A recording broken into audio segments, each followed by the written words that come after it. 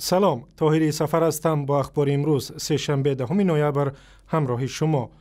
مقامات انتظامی تاجیکستان یک افسر پایگاه 201 روسیه در کشور را با اتهام قتل یک دختر 22 ساله تاجیک دستگیر کردند. مفتشان شعبه امور داخلی ناحیه سینا در دوشنبه روز 10 نوامبر به رادیو آزادی گفتند ایوان شرباکوف، لیتنانت کلان میلیسا شایره جبار و ساکن پایتخت را به خوابگاه واحد نظامی پایگاه 201 در محله گیپرازیم دعوت کرده است و با سبب‌های هنوز نامعلوم کشته است. حادثه روز 5 نوامبر رخ داده است و سرباز را روز 9 نوامبر بعد آشکار شدن جسد شایره از داخل قوطی پرتاب دستگیر کردند. مقامات پایگاه 201 روسیه گفتند پرونده ایوان شرباکوف را مفتشان روس تحقیق می‌کنند. از این پیش در ماه اوگوست 2 سرباز پایگاه روسیه در تاجیکستان را برای قتل یک راننده تاجیک به سالهای طولانی زندان محکوم کردند.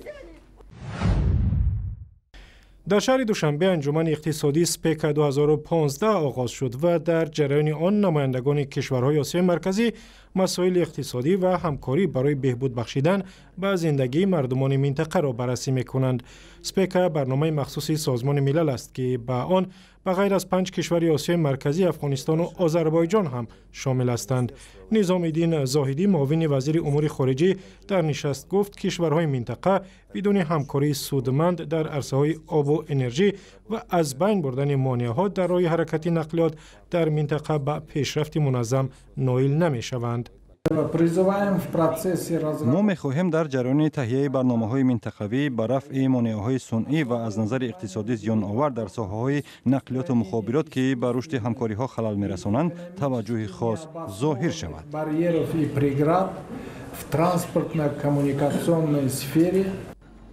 در گذشته ازبکستان پیوسته مانع حرکت قطارهای تاجیکستان از قلمرو شده است و یکی از مخالفان اصلی طرح ساختمان نیروگاه برقیابی راغون در تاجیکستان است و در این باره صحبت داشتم با عبدالله اشرف همکارم در دوشنبه که نشستی انجمن سپک را پیگیری کرد.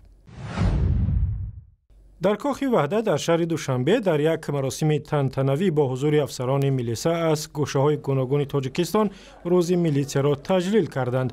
در این مراسم که با شرکت رهبران نهادهای قدرتی دایر گشت، رمضان رحیمزاده وزیر امور داخلی گفته است کارمندان میلیسا در تاجیکستان از روزهای اول فعالیت برای تامین ثبات و آرامی و مبارزه با جنایتکاری جانیساری و فداکاری کردند. شب و روز جان خود را دریغ نداشته برای گلگونی وطن عزیز کارمندان مقامات کارهای داخلی جان خود را نثار کردند برای خرسندی آبادی همین ملک دیار خدمت صاف دلانه خود را می‌کرد. من باور ندارم که یگان کارمند مقامات کارهای داخلی در یگان دور زمان خود را یک طرفه گرفته باشند. حامیان حقوق و جامعه شهروندی در تاجیکستان اکثرا فعالیت مقامات میلیسا را تنقید می‌کنند که خود را به حیث حامی واقعی نظم و ترتیبات نشان نمی‌دهند و در بین آنها رشوه‌خواری و فساد زیاد است. معامله دغل با کارافتاده‌ها، بدرفتاری با بازداشت شدگان به گفته حامیان حقوق یک چیز یادی در بین کارمندان میلیسا در تاجیکستان است.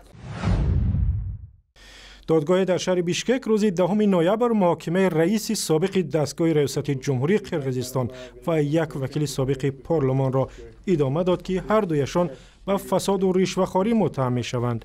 دانیار نوریمبایف و حاجی مراد کارکمزف را ماه ایول همین سال دستگیر کردند.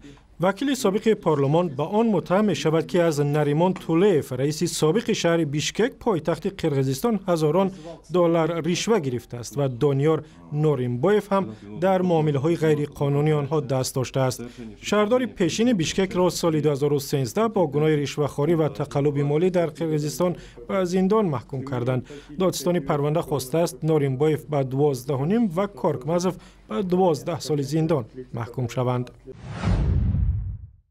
مرکزی هواشناسی تاجیکستان میگوید ممکن است حرارت هوا در کشور در 2 روز آینده پایین‌تر رود و باران‌های پی در پی به برف مبدل شوند. روز 11 نوامبر در جمهوری ابرهای در گذر پیشگویی می شود چونکه موج‌های گرم وارد می شود. در بعضی وادی‌ها احتمالیت بردن باران سوز، در کوه‌ها و قطارگاه‌ها باشد بردن борон ва барф пешгӯӣ мешавад.